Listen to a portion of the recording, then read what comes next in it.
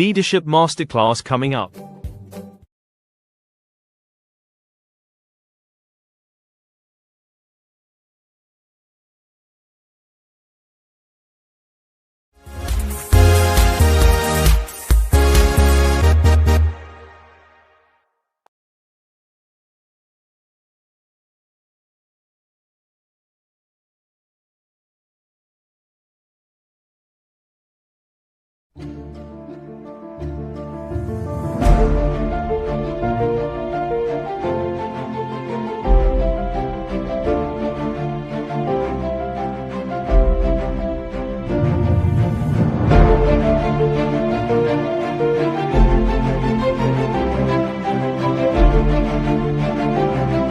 See, if you really want to develop yourself as a leader, particularly as a woman, you need to invest in your Actually, organizations yes benefits from strong mentorship and organizational culture. If you are able to increase the engagements and then you grow individuals within the line.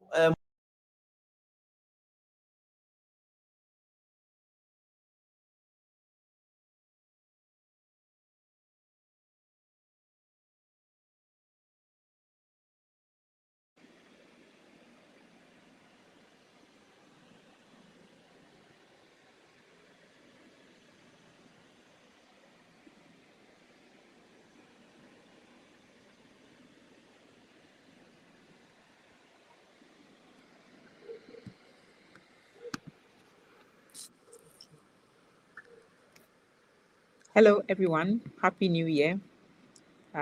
Good morning, good evening, good afternoon, depending on wherever you find yourself on the globe.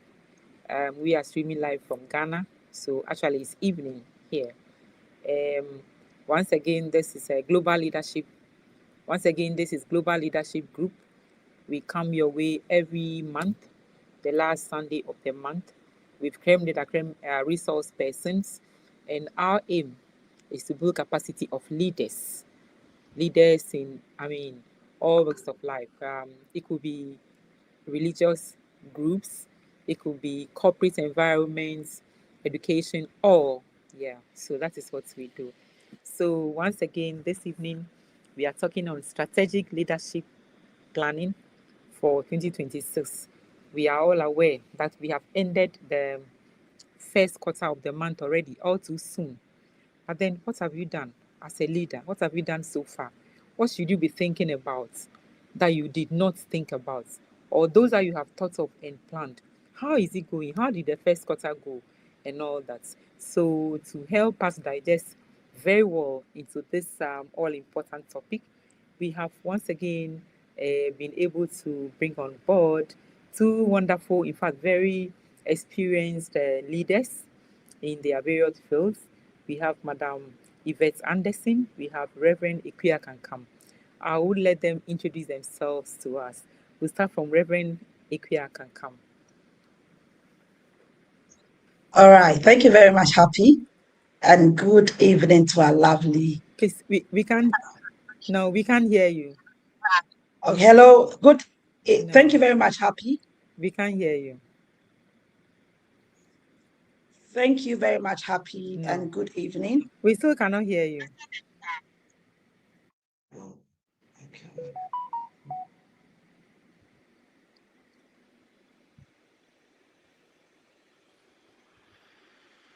Reverend's line, I think the volume. Yes. Okay. So I think whilst Reverend's line is being fixed, Madam Yvette Anderson would introduce herself to us. Hello. Okay. Thank you so much, Madam Happy. Can you hear me? You can't hear me. Can you hear me? Mm-mm. We can't hear you. You can't hear me, but I can hear you very No. well. You can't hear me. Okay.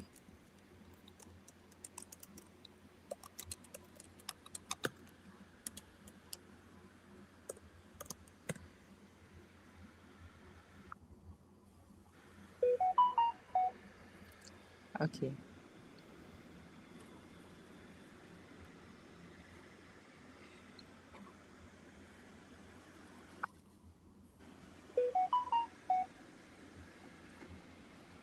Let's try Reverend can come and see whilst Madam Yvette Yes. works on her volume too. I don't know what's happening, unfortunately. Okay. Happy, can you hear me now? No. Let's go. Hello. Hello. Yes. Hello, Hello. Reverend. Hi. Can you hear Hi. me? Yvette, can you hear me? Yes, please, Reverend. I can hear you. Reverend, can you hear me? Can hear you clearly. I can hear Happy clearly. Okay. So, Madam Happy, you're the only one who can't hear us. We can hear you and we can hear Hello. each other. Please, can you hear me? Yes.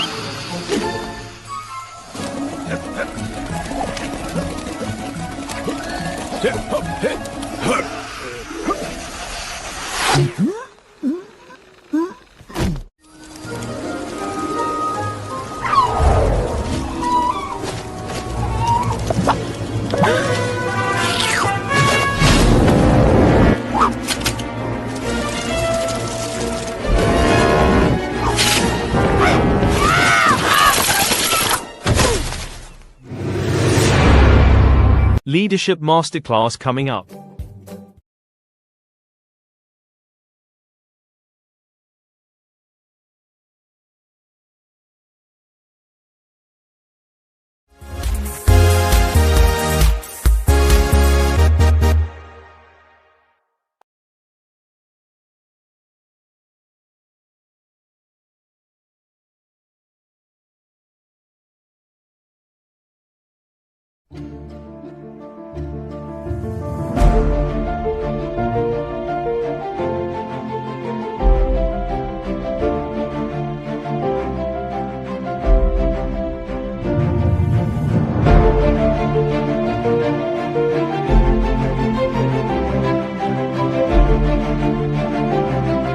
See, if you really want to develop yourself as a leader, particularly as a woman, you need to invest in your The organizations yes benefits from strong mentorship and organizational culture if you are able to increase the engagements and then you grow individuals within the line.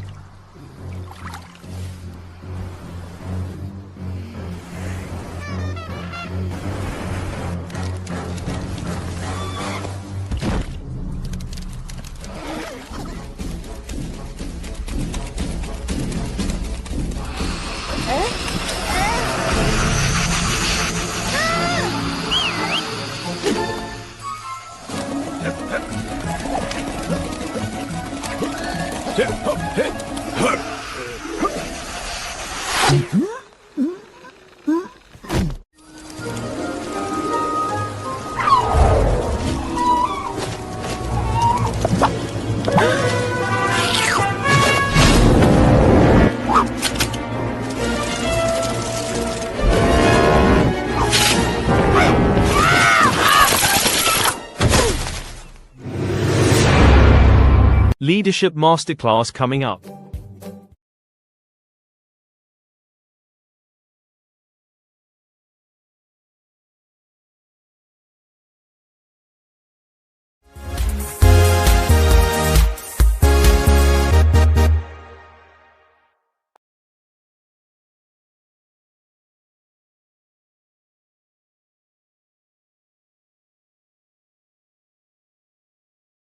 See, if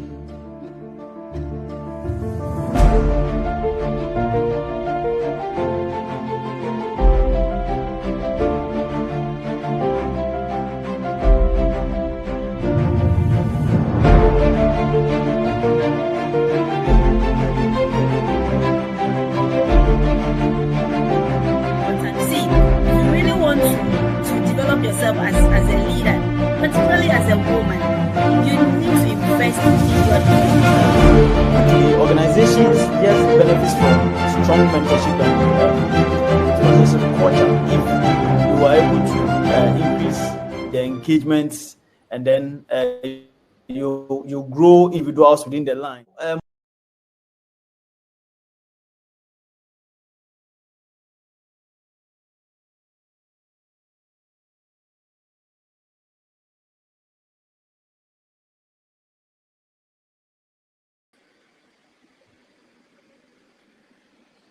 Yeah. Hello. Yeah, sorry for I think, I'm sure it's some technical hitches here and there, but it's all come on. Yes. So, picking up from where we left, Reverend Kankam was introducing herself. Yeah. So, Reverend, please, we are all ears. Okay. Thank you very much, Happy. Yes, I hear you now. Great. Great. Very great. Very great to hear that. Yeah. Okay, so I am a fractional HR and career coach. Have over 17 years experience in managing and shaping strategy across various sectors of the economy. I've worked in banking, worked in telecommunications, consulting, transport, and over the years, I've worked with senior leaders and various employees at various levels to help them shape and manage expectations and outcomes for businesses or companies alike. Currently, I work with SMEs and then professionals. With SMEs or startup, I help them build or establish their HR and function or attend to any HR issues that they would like me to sit with for them. And for career coaching, I coach professionals to realize their potentials or to be able to navigate the workplace better and yield the kind of results that meets their potential. I'm a certified HR consultant. I also got an MBA in finance. I say I'm an HR person with a finance mind. When I'm not doing all these things, I'm a Reverend Minister at one of the branches of the Victory Bible Church International. And then for leisure, I like going to the beach. So tomorrow being a holiday, you'll find me at the beach. So in case you see me, you can say hello to me. All right. Thank you very much. Wow. Thank you so much. Thank you so much, Reverend. That's a very good one. Thank you. Thank you. We are very happy to have you here.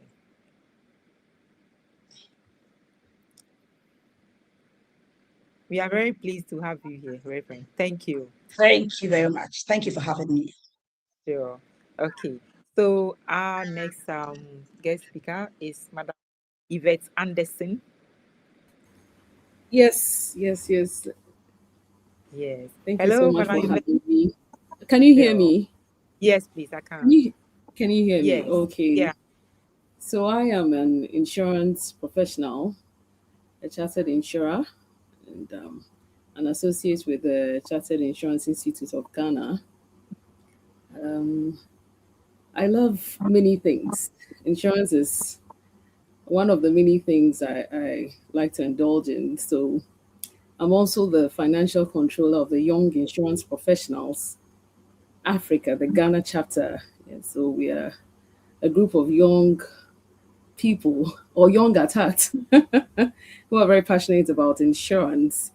And so outside the insurance world, I'm the convener of a little group. It's called Vessel Set Apart for Wonders. We are young ladies who pursue the things of God, so prayer and all that, yes. And I love to get people together let people to have a good mindset about themselves to start with, so that we can connect as result-oriented people, is holding the hands of one another and building a brighter future. That's just to say a little about myself. Thank you. Great, great. So, viewers, you see, we have two wonderful ladies who are going to help us navigate and know all that we need to know as leaders to be able to do our strategic leadership planning for the year 2026. Like I said, one quarter or first quarter is already gone. So from these our discussions, you see what you should have thought of, or even if you are yet to think about it, how you can navigate and then be able to get to your end of year goals successfully. Mhm. All right. So my first question goes to Reverend. Reverend, um, what single most important mindset shift our leaders? Please, can you hear me? Please, can you hear me, Reverend? Yes, Okay, I can hear you clearly. great, great. So, what single most important mindset shifts are leaders most likely to adapt with 2026 that just kick-started? We've ended first quarter though. Yeah. Okay, thank you very much. First of all, I'd like to say that as in a corporate environment, as the new year starts, one of the things that leaders are looking out for is to have their vision for the year, and not just the high-end vision, but also how they are able to navigate the day-to-day operations of their organizations to be able to meet expected outcome. But then again, in the environment in which every business operates, there are uncertainties. So leadership has to have the ability to be able to manage um, um, these two aspects of their business, where they have a vision, they want an outcome, but of course, they also working in an environment that is not very stable, especially looking at what is happening currently in our world. Because whatever you would have envisaged from the beginning of the year, just first quarter, things are rapidly changing. We have an almost war on our hands, and leaders need to be able to navigate it. And to be able to do that, they should be able to manage their vision, looking at their current resources, the culture that they have, and the teams that they are managing, to be able to create a competitive advantage in the marketplace for the organizations, or to help their organizations compete better. So leaders, as the year progresses, one single mindset that they have to have is the ability to be adaptable to whatever plans that they have and the changing economic terrain that they find themselves. Looking at, like I said earlier, the resources they have available, their goals or their long-term, the resources they have available, their culture, and then their team, mixing them together to achieve a competitive advantage that helps them compete well in the marketplace. Thank you. Okay. All right. Thank you so much. Thank you so much, Reverend. So, please, I just want to ask. So, how about their technology and AI these days? That is, I mean, right now is the new thing. If you dodge, it's like you cannot succeed. You know, especially in environment that we have a lot of Gen Zs and even grown-ups like me. Right now, you are. It's like you better get used to that. You know. So, do you have any word for us that you have any? Okay. Yeah.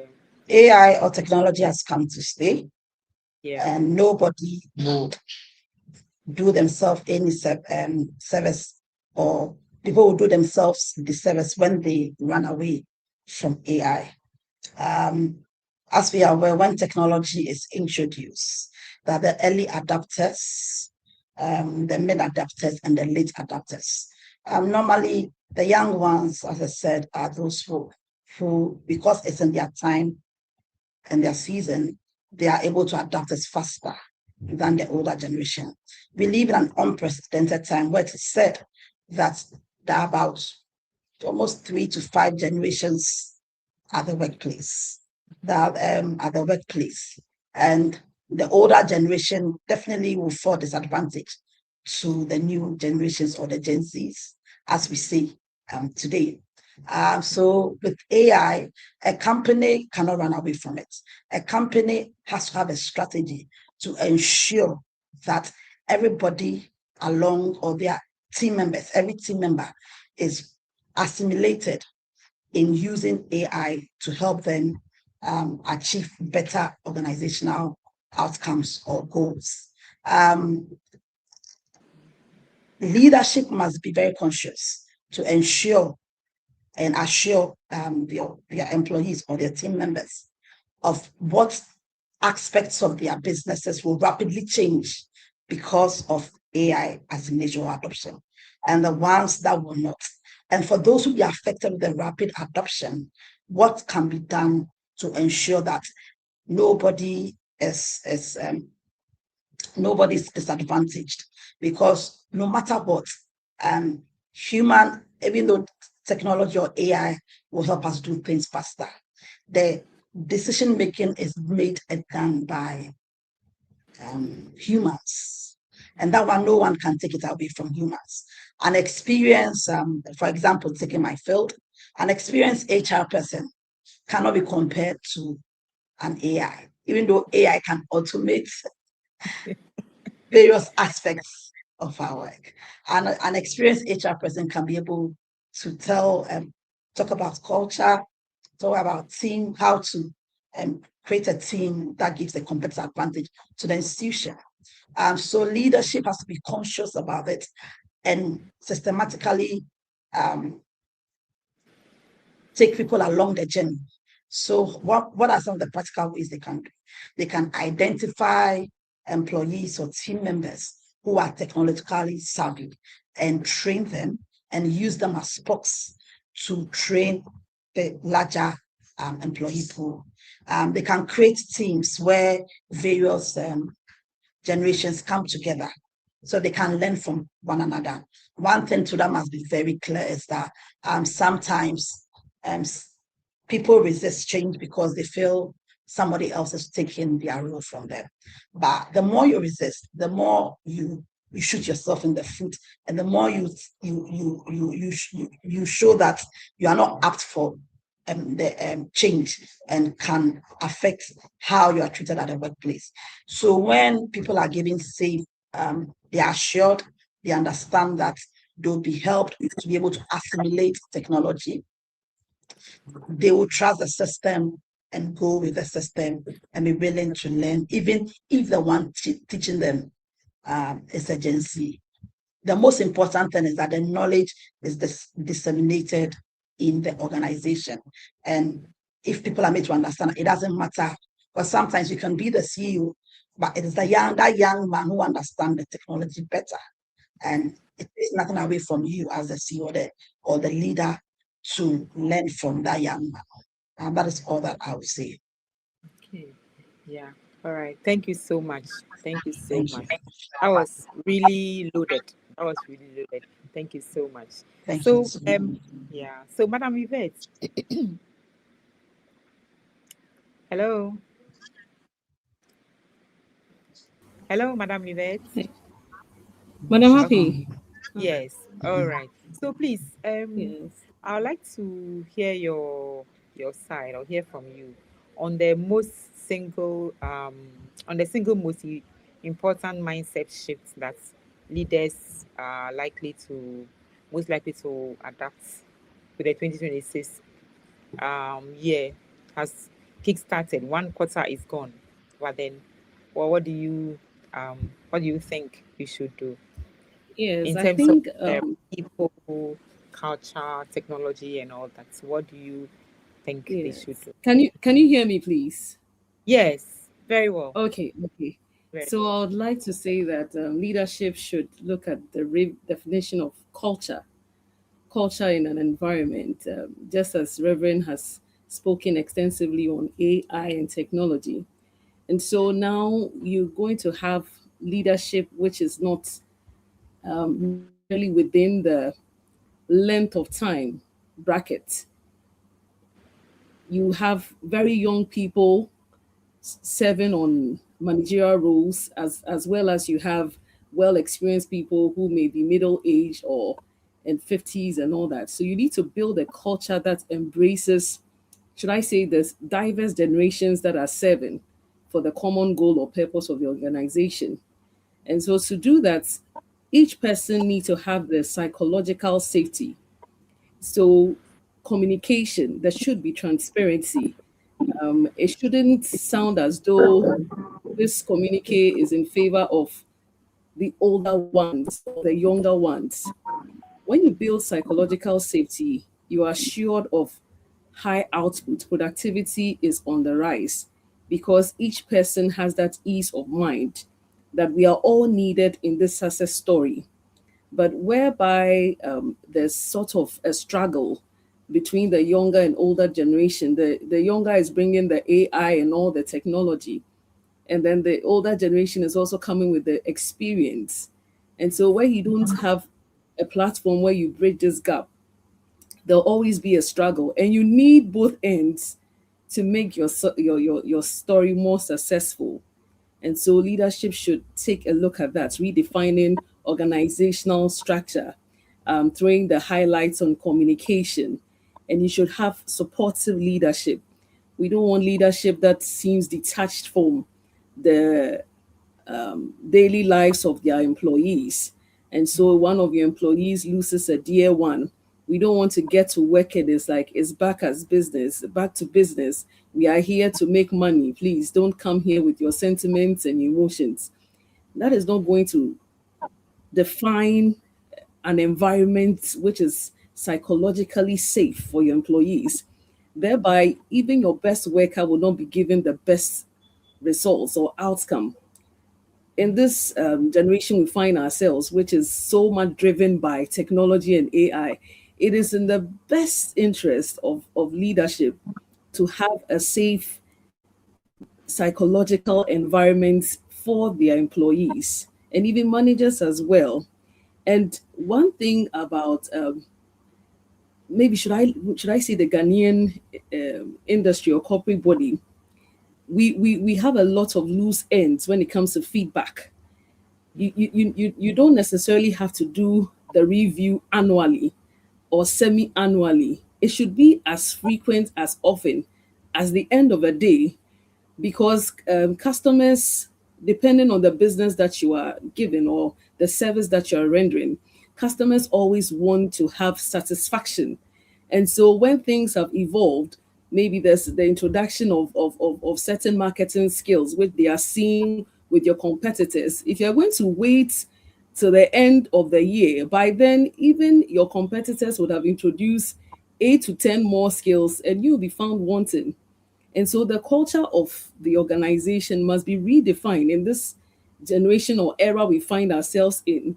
If we stick to the mundane and say that, oh, this is how it is done, or this is how we have always done it, and so we are not going to look to the left or the right, so that we have the best outcome from each key player, right from the top to the bottom. The cleaner is ensuring that everywhere is looking good. At the top to the board is making sure that policies are being implemented that will ensure employee growth, safety, financially, on all ends. And that's one factor I would like to talk about, Madam Happy, on the mindset that must shift with leadership, yes, in the second quarter and beyond. Thank you.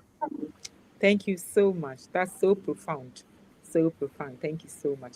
How about decision making? Decision making, as in leaders making decision. What decision making process do you think they should adapt that will assist them? What's like What are some of them? Yes, Which yeah. Madam Happy, is that to me, Yes. please? Yes, Okay, please. so you should have like a sort of a model. Which model are you using to take decisions? You can start by defining the problem or identifying the problem, the criteria you'd want to use to judge possible solutions. And you need to look at it in a matter of urgency. You can't put all the decisions in one bottle. If you are a manufacturing company and you are told today that one of your machines has broken down, you can't say that you are waiting to have another board meeting to decide on how the machine will be fixed. No, that means that Yes. you're going to lose about a week to a month's profits. Such decisions are very urgent. And so, almost immediately, you need to.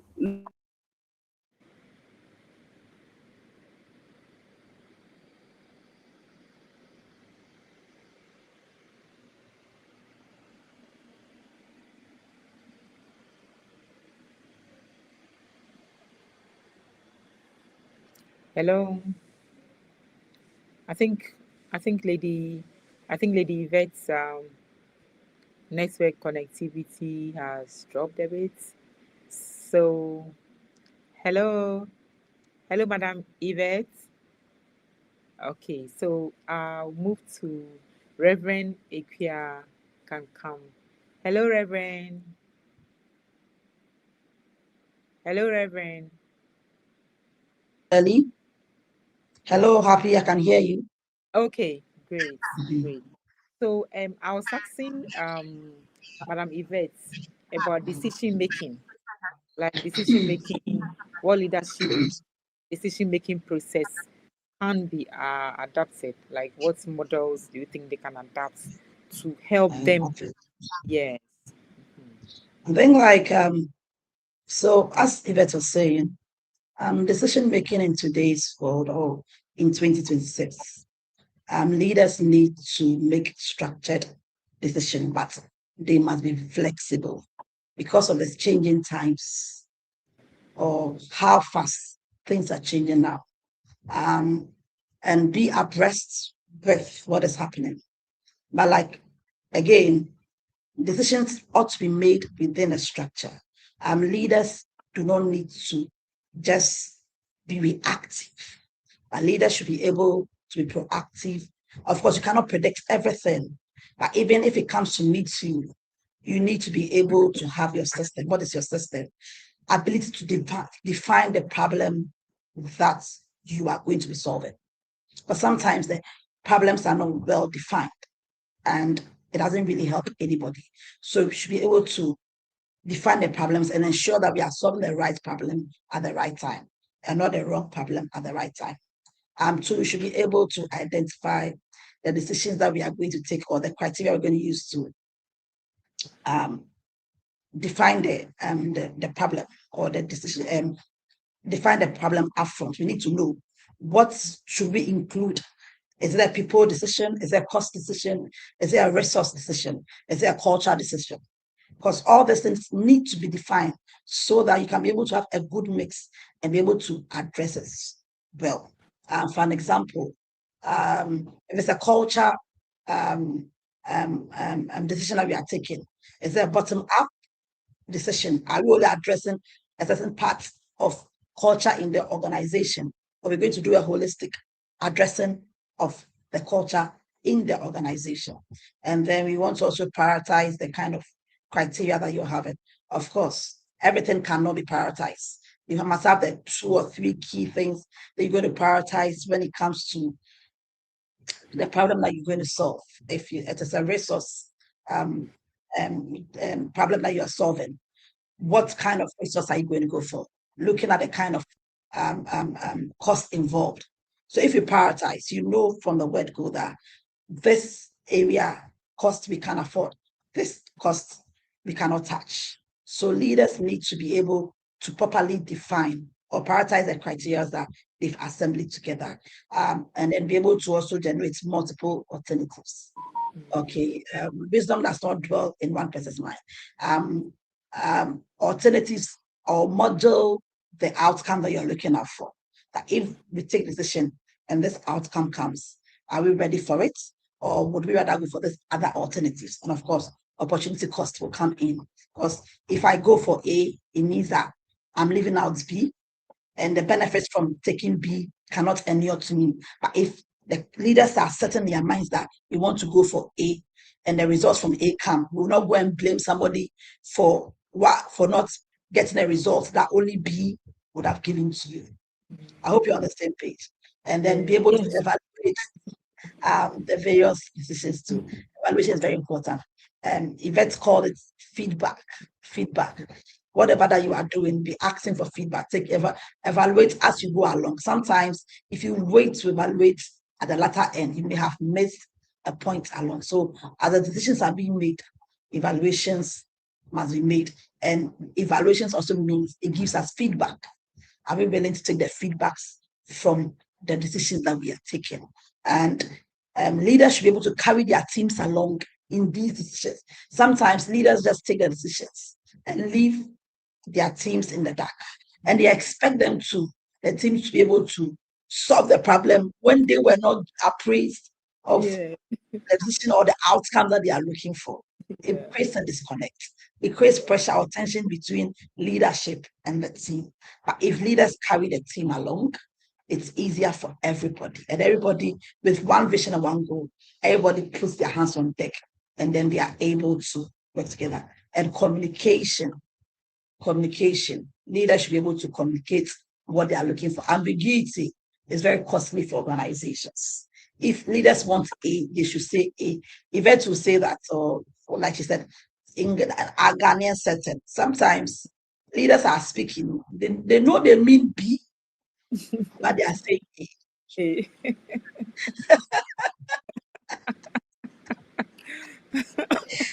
That's what I'm saying, and I'm happy to be able to relate.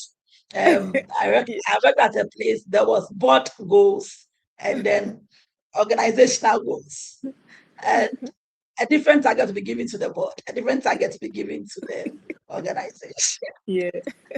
And the team will be whipped to do a lot of things to achieve the outcomes. And they'll be told, but at the board level, leaders have been able to convince the board that they've met their goals, but they are telling employees that they didn't meet their goals. That's a disconnect. That is trying to play a fast one. So everybody should be on the same page to get the best from one another. I think will help. And evaluate quarterly, monthly, weekly, set timelines to be able to evaluate and give feedback quickly, so that you can be able to run with the times and the changing things that are happening. If it's urgent and it's very important to the company, evaluation or review of it should be quickly, so that nothing is left hanging. That's all I'll say to it. Thank you very much. Thank you so much, Reverend. What you said are very, very true. Leaders who take the decisions, take all the strategic decisions, and now breaking it down, or communicating to their team members so that they can run along with them or get their buy-in into, because they will be implementing the ideas anyway. We don't seem to have that very well, or even if it's done, how sure are they that every point is well taken and all the tools they need to be able to deliver those expectations have been provided to them? Sometimes the decisions are taken, very nice decisions, very nice targets are set. But then as leaders, you need to find out whether they have the necessary goals, the necessary inputs or tools, or they have the required training, skill set to be able to deliver these goals. So all what you said are very true. And also, like Lady Yvette said, and you also hammered the same point, is the feedback. So whether on quarterly basis or on yearly basis or monthly basis, so that we know where there are hitches, and then we see how to handle them. Thank you so much. Thank you so much, Reverend. So Sorry, my next question goes to Lady Yvette. Hello. Please, please, I hope you are back. Okay. So, what indicators should leaders use to measure whether their 2026 leadership strategy is actually working? I'll take it again. What indicators should leaders use to measure whether their 2026 leadership strategy is actually working? Lady Yvette.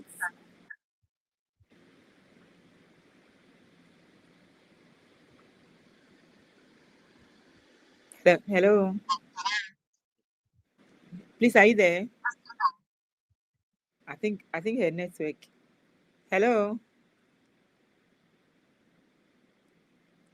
Yeah, I think her network has challenges. Yeah. Oh, Okay. yes. Yes. So yes. So Reverend,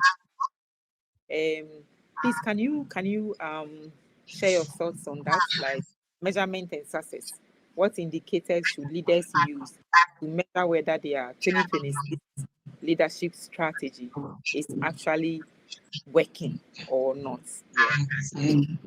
I'll say leadership, of course. We have the traditional measurement of business outcomes and execution. So we have the usual financial measurements, and the finance people call it the bottom line. And that's one of the things leaders use to measure how well their strategy is working.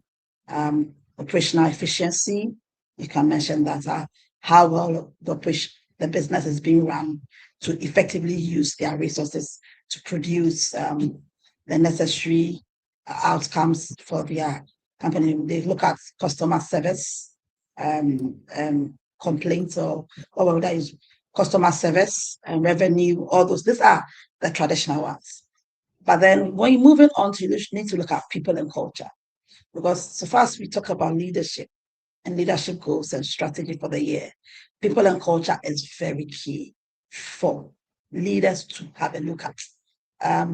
Most times, leaders don't look at the fact that their people and the kind of culture in which they are working, or the environment in which they find themselves, are signals that ultimately affect their productivity. And again, to even add up to it, not just people and culture, or performance, but also using employee well-being as an enabler to ensure that performance is being, or productivity or performance of their organization are being met. I would like to hammer a little on this aspect of employee well-being, because it's very critical for leaders, especially in our times and age, when there are a lot of things going on. Emotional intelligence has been highly spoken about. The well-being or mental health has been highly spoken about, and most times it's treated as a different, as a soft skill, or a soft and an add-on to actual performance. But where employees or leadership understand that the mental health of their workers or their employees or their team members affects how they show up at work, affects how their output or their performance, then you not only look at the hard factor, revenue and cost, customer service indicators, but you also look at the people, the employees. Are they in the right space? Do they have a right psychological safety to show up at work? Can employees or team members confidently share what they are going through when it comes to their well-being, when it comes to their emotions, so that they know that in this place, it will not be used against me, and I can be able to get the right support. So in today's world, some organizations are not treating mental health or emotional intelligence as just one of those things, but they are providing counseling sessions. They are treating like a medical, you treat the body, medical checkups, because A healthy mind lives when lives in a healthy body, you get a great output. So it's a very key indicator for leaders to begin to look at very well. When your people are not in the right mental space, it affects their output. Initially, you will not see, but they disengage slowly, and eventually it will show in their performance. So for me, again, as an HR person, I'm working or coaching professionals. I will advise leaders that the mental well-being of their team members be very key. It's an indicator for them to be able to measure performance. They should not just measure performance on the hardcore things, but they should also use as an enabling tool to help them. Because when people well-being is very taken care of, it will reduce absenteeism. It will reduce, the number of what word would I use? Sick leaves that are coming through to you. To reduce the number of people are taken, and eventually to affect your productivity. And then leadership, finally, leadership capability. What kind of leaders are organizations training? What kind of, I think earlier you spoke about, how are you training your leaders, your top, your C-suite, your middle level, even your supervisors? Sometimes the C-suite are given all the tools. They are taking to the choices of training, and the middle level are just managing by, but they actually help implement, like you said earlier. So what eyes are we looking at for them? Because this emotional intelligence and mental health I'm talking about, managers should be able to spot it and be able to address it. But sometimes they don't have the know-how, and because of that, they are not able to address it. Sometimes some resignations are not because people don't want to work with organizations, but because of leaders or managers who don't have emotional intelligence, who are perceived not to care about the mental health of their team members, cause people to want to leave the organization. So you realize that, and the top tier is there, the middle level to be there, but the larger base, they're always going. They're always leaving. And you are wondering why. So leaders, CEOs, C-suite members, and team leads, train them, look for a good budget. So, or they say, oh, train you are just wasting our time. There was a leader, the saying that somebody exclaimed to a leader, CEO, that why are we spending so much money to train their workforce? Said, what if you don't train them? What if you don't give them the right resources? Your company will not be sustainable in the long term, and you cannot compete in the marketplace. And competition is very tight in today's world. So that's all that I would say. That these are the indicators leaders should look at and then work with. Thank you very much. Thank you so much, Reverend. Thank you so much. So we are going on a short break, after which we'll come back. Thank you.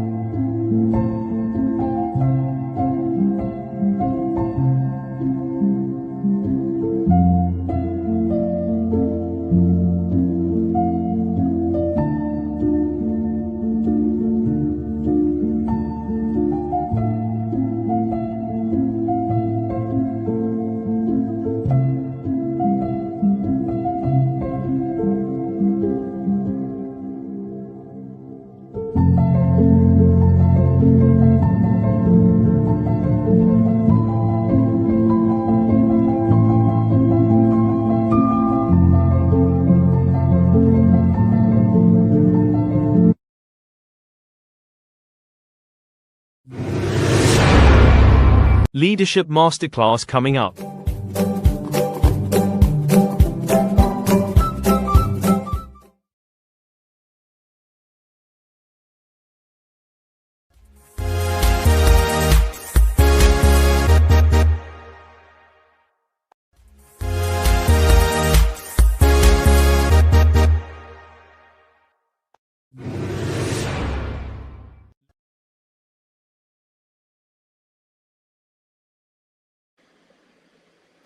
Yeah, welcome back. So, Lady Yvette, please, I would like to hear your side of this too. Like, what indicators should leaders use to measure whether their 2026 leadership strategy is actually working or not?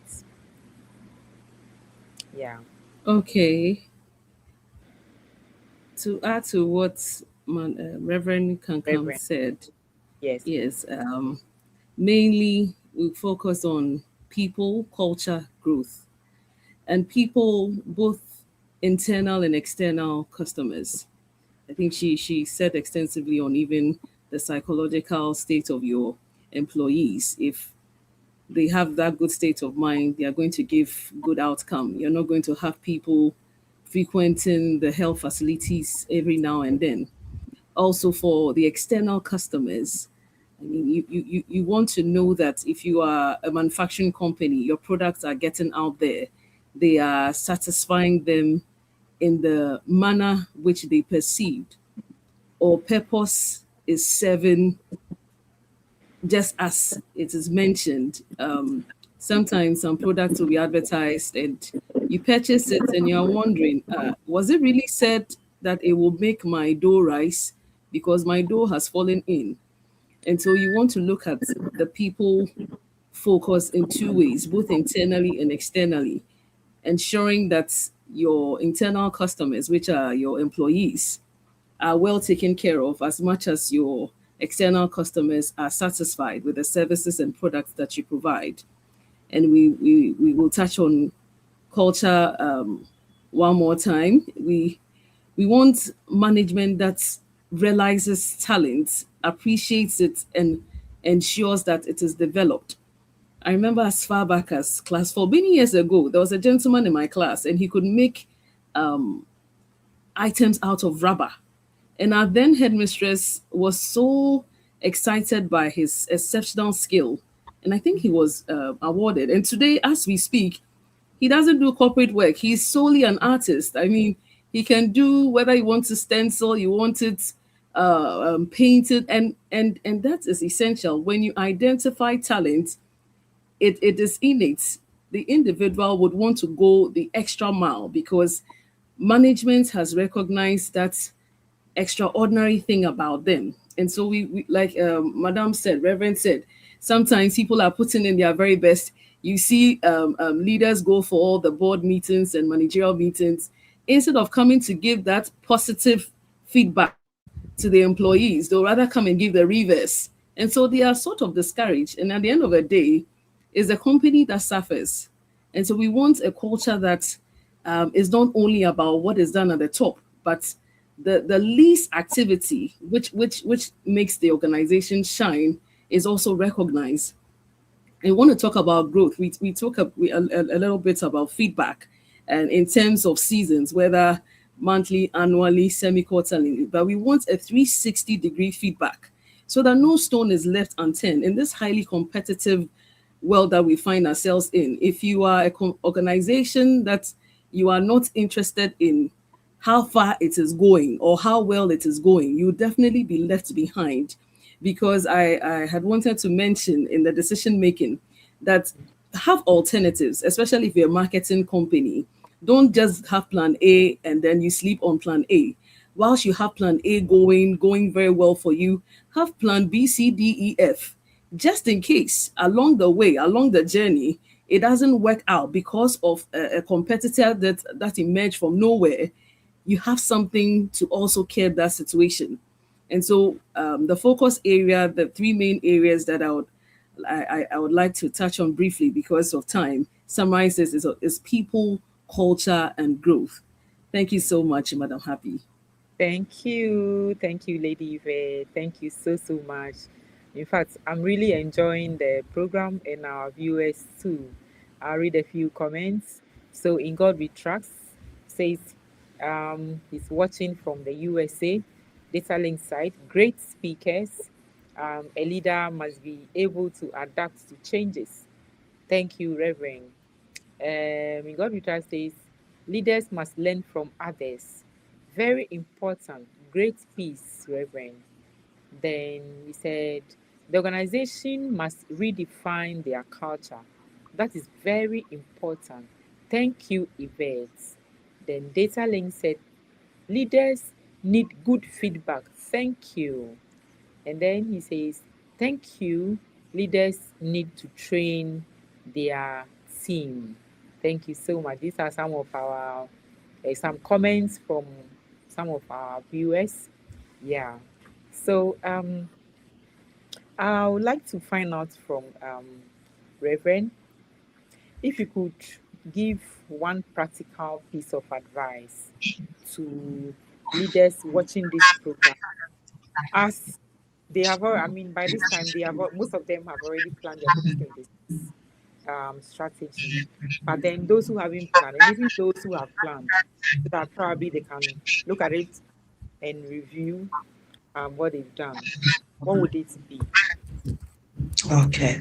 I'll say that leaders should be interested in building and also improving on their response times. What should they build?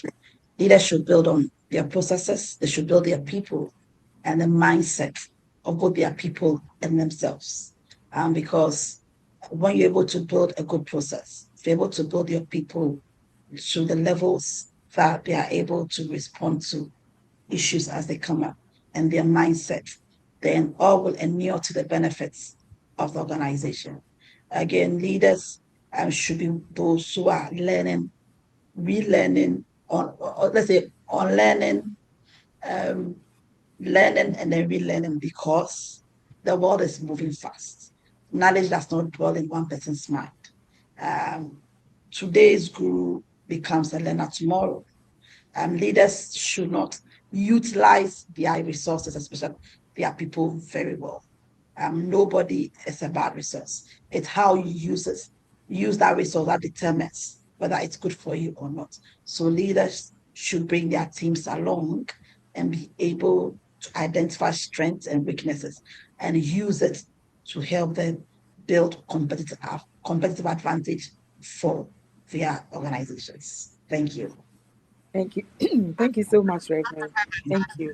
So, Lady Yvette, what would be your closing reflection, as in what piece of advice or practical piece of advice you'd like to give to leaders watching us, as to how they'll plan or review their... You can't hear. Hello? Madam Happy, Yes, please. can I have that again? Can I have the question again? Okay. So I was asking that as part of your closing reflection, what practical piece of advice will you give to leaders watching our program as they've already planned, or they want to review their strategic plan for the year? What advice would you give to them? I think the network has gone again.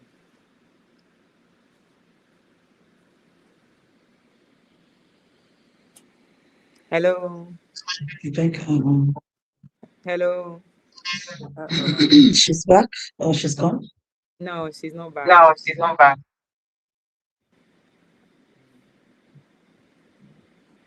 Hello. Can you hear me? Yes, can you hear me? Yes, I can hear you. Okay. I would like to say that for 2026 and even beyond, strategic leadership should be about balance. And so, not being a champion in one regard and then being a total loser in another. So we should have a balance where we have high tech AI, nonetheless, is deeply human. So you have AI doing all the great stuff, the advertisements, working efficiently for you. But for the feedback where customers need that emotional touch, AI can't do it for you. So you cannot take out the human side completely. If someone's house got bent using your appliance, you can't have AI go answer that. You need to send a human team to the site, and so that you can empathize and do the human side of it. And also for the prompt decision making, even though we want businesses to thrive and survive and then increase, we also need to make judgment that is ethical judgment that make employees and customers alike satisfied, judgment that gives hope in the business that is being run. And so we wouldn't want to just look at decision making and then be cut off from other factors that matter. And we also want to look at being innovative, nonetheless sustaining objectives that have made the business stand. You can't go innovative and then take out a whole business approach, an approach that has brought in at least 50% of your customers. You cannot say in the name of innovation, you totally take that out. That means that you'll be losing 50% of your customers, because the customers, each person and what draws them in or what attracts them to your product, your business. And so we must be innovative. Nonetheless, we should look at sustaining what works for us. Thank you, Madam Happy. Thank you so much. Thank you so much. Thank you so much. In fact, all since we've done an hour. In fact, I wish we have like another hour to go because Reverend Ekia, you've given us a lot. I'm very sure once I've also learned a lot, our viewers have also learned a lot, and it's going to go a long way to help us shape decisions, shape our strategy. I mean, we've learned so many. I've jotted so many things down. I want to talk about them: processes, mindset, balance, AI, feedback. So many things. I've listed a whole page of them. Thank you so much. I'm sure our viewers too have listed a lot. God bless you for making time out of your very busy schedules to come on our program and, in fact, give us all these. We are so grateful as a leadership group, and Oliver Twist will certainly ask. So when I come calling you, I pray you make time for us again. And thank you so much to our viewers. I'm sure you have learned a lot from this, and it will help you move your various organizations forward. Until next month, same time, it's goodbye from Global Leadership Group. Thank you.